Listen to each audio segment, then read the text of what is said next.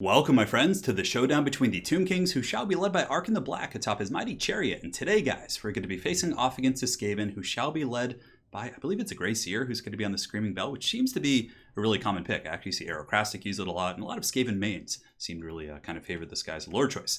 Now, as far as my army goes, it may seem like a meme, but this is actually a build I've been having a lot of success against Skaven with, and it's the dreaded double Bone Giant. So the Bone Giants are pretty good against a lot of the Skaven tools. So if you take a look here, they have 574 missile damage, a bonus versus large on top of that, so really good against the Grey Seer, great at sniping Skaven artillery pieces, good against Hell Pit Abominations, good against Rat Ogres. So a lot of things that are brought to deal with Tomb King's constructs and Tomb King rushes, the Bone Giants are quite good against. So we do have two of these guys in total.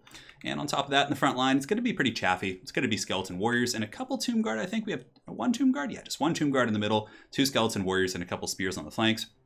Basically just to help out against like Rat Ogres and other threats like that. Because you can't just rely on the Bone Giants to kill all the large threats, because if the large threats get to the Bone Giant and you don't have Spears or something like that to protect them, you're going to have a very bad time. On top of that, a couple Chariots as well. So we need a couple units to run interference. So Skeleton Chariots are quite good at that. Basically, we just run through the Plague Monks and the Skaven Slaves, and we're just trying to buy time for our Bone Giants to wear down those big threats. And Skeleton Chariots are a pretty good distraction Carnifex. They're relatively inexpensive, and again, very good against lightly armored targets, which is most of the Skaven roster.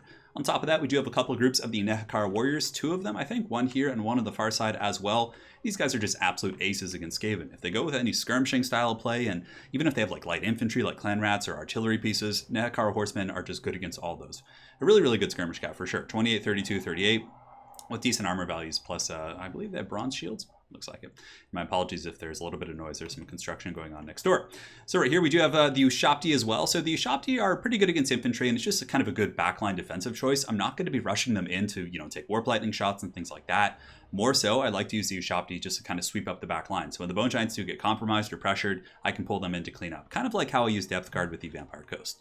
We got Ark in the Black as well, Spirit Leech, and the Fate of Buna. Buna's, I think it's pretty essential here because it's very, very good against the Halberd Rats. So basically, if they come in with the Council Guard or those very elite troops, the Fate of Buna is going to be able to melt them down, which the Council Guard are pretty much a must pick because most Tomb King's builds against rats are just like bum rushes, just all out rush them and try and take them out.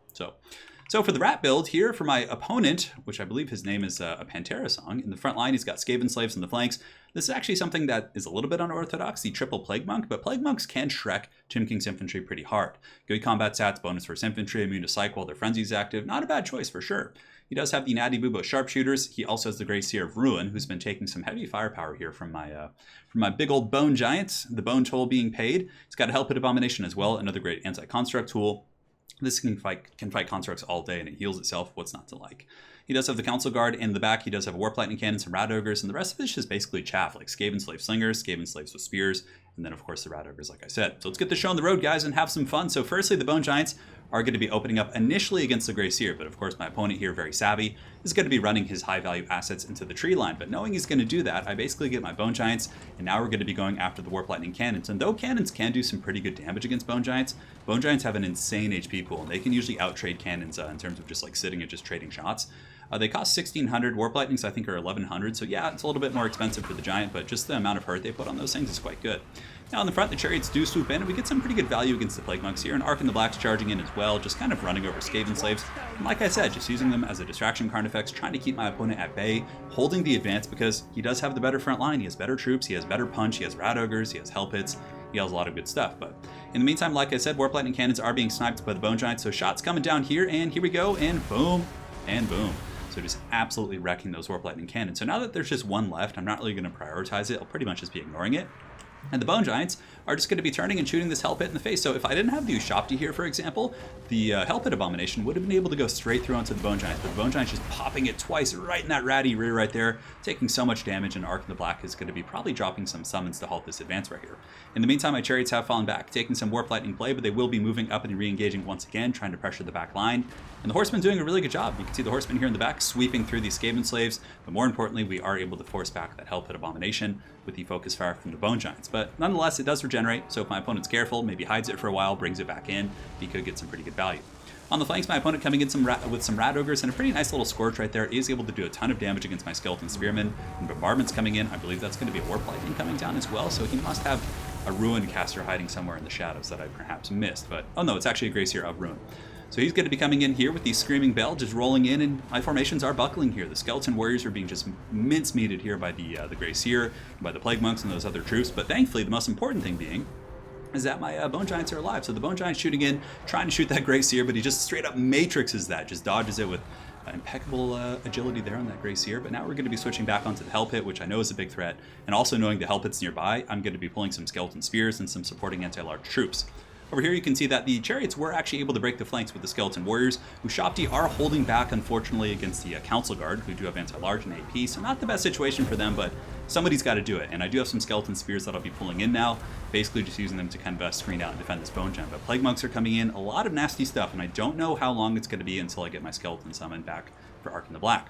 So we see here the Hell Pit Abomination down to 3.2k HP, so still just focusing that bad boy. I will be using Spirit Leeches as well. Nice little Warp Lightning. My opponent's had some pretty good casts this entire game, and Ark in the Black's going to be getting down and dirty as well. I know he could take a beating from the Hell Pit Abomination, but even if he does, I think my damage will outscale it, even though these Bone Giants literally just are missing from point blank range. But there we go, nice shot right into the face of the Hell Pit. I've also hidden my Necrotex because he was shooting it with his Warp Lightning while it was active in these Jezzails, but over here, the Chariot is going to be hunting down these rats. You can see tearing through the forest. We were able to get on the Sharpshooters earlier in the game with some Horsemen, but they came back. And now at this point, we are going to be getting the Skeleton Chariots onto these rats and should be able to hunt them down pretty efficiently.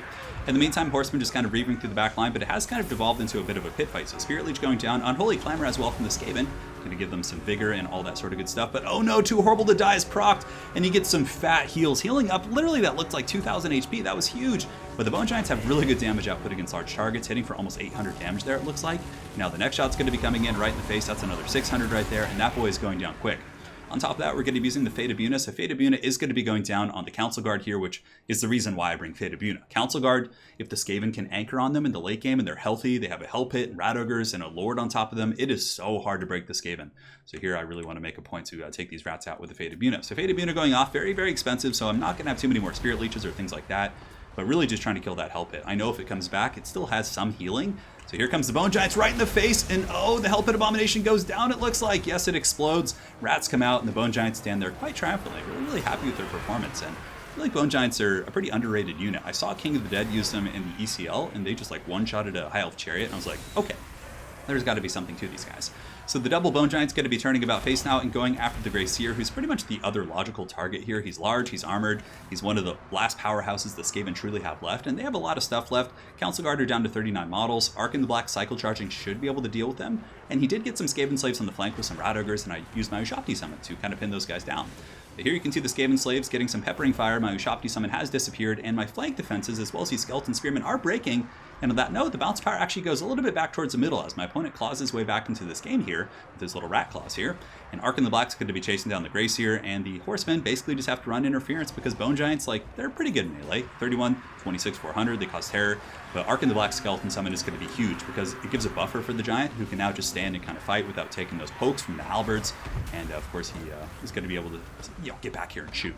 So the Grey Seer going to be taking a Spirit Leech right to the dome piece, Ark in the Black with his Chariot just on the hunt, really just trying to keep the Skaven leadership down, because I know if they get back up and are able to rally on top of some of these spear units, it could be scary. So just trying my best to kind of wear them down. Bone Giant's right in the face. Oh, that guy missed, unfortunately. Where was he aiming? Man, that was just like totally out of left field. On top of that, Necrotect has come back. He was hiding in the trees, basically just casting Restores on my Ushapti the entire game, and it looks like a Scorch Spell going to be coming down from the Skaven. Not sure about that. It looks like it's not, and the Bone Giant misses once again. That one does make contact, so 1 for 2 ain't bad. I'm not going to complain. Unfortunately for me, however, he does have some Rat Ogres coming back here, and I don't really have anything that's like great against them, so we're just going to have to brute force them down. So at this point, we fight them with our Horsemen with Ark in the Black, and probably will be dropping his last Spirit Leech on these guys. We're also going to be bringing in Ushapti. No, Ushapti aren't the best against large targets because their melee defense is somewhat low. They're still going to be able to hit Rat Ogres. So here with just superior numbers, we should be able to take them down. Granted, it is going to be a pitched fight. And a Spirit Leech is going to be coming down from Ark in the Black. I think, no, it's actually going to be Death Frenzy. Oh man, those guys are going to be hitting hard. Death Frenzy Rat, 60 melee attack, 88 weapon strength, charge bonus of 50. Things are about to get real crunk up in here.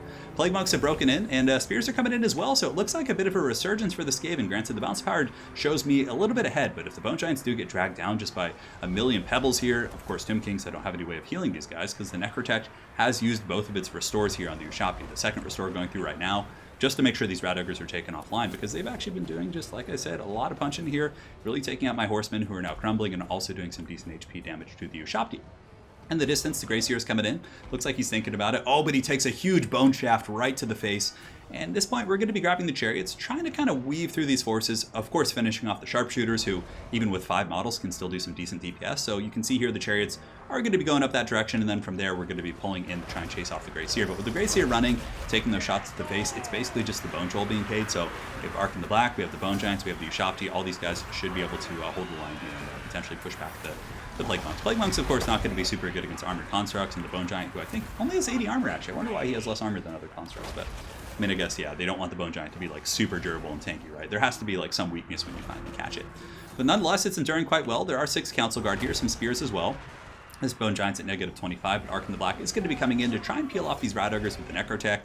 Yeah, basically at this point we're just in kind of a Death Star. I have a couple constructs left. Arkin Skeleton Summon is just so damn good. The Skeleton Staff right there is able to tarp it and actually break off those Rat Ogres, and at that point it is going to be army losses for my opponent, so the dreaded double Bone Giant build, it's actually pretty good, guys. A lot of Skaven players are always so heavily anticipating the Bum Rush, like the Chariots and the Horsemen are just swarming, that they build for that. They build with Ogres and, you know, Furnaces and Rat Ogres and Hell Pits and all that stuff. And then if you come in with the double Bone Giant, you snipe any artillery they bring and then just go after the big targets, it can really pay huge dues. I think it's pretty solid.